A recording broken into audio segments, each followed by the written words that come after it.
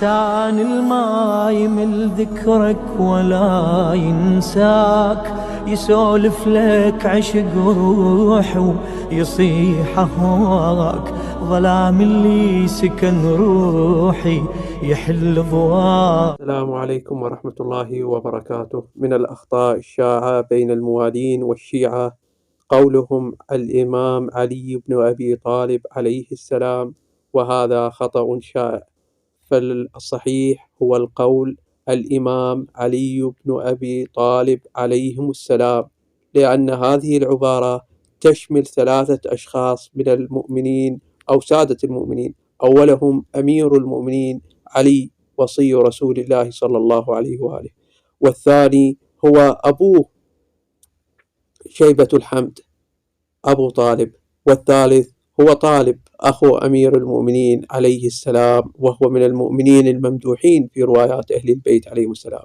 فقل علي بن أبي طالب عليهم السلام عليهم السلام. أترككم مع الزيارة الواردة لأبي طالب عليهما السلام.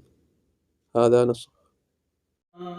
السلام عليك يا سيد البطحاء وابن رئيسها، السلام عليك يا وارث الكعبة بعد تأسيسها،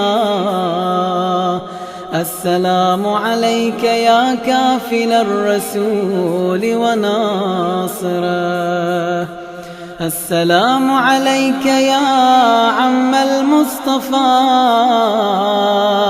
وأبا المرتضى، السلام عليك يا بيضة البلد، السلام عليك أيها الذاب عن الدين والباذل نفسه في نصرة سيد المرسلين، السلام عليك وعلى ولدك أمير المؤمنين ورحمة الله وبركاته.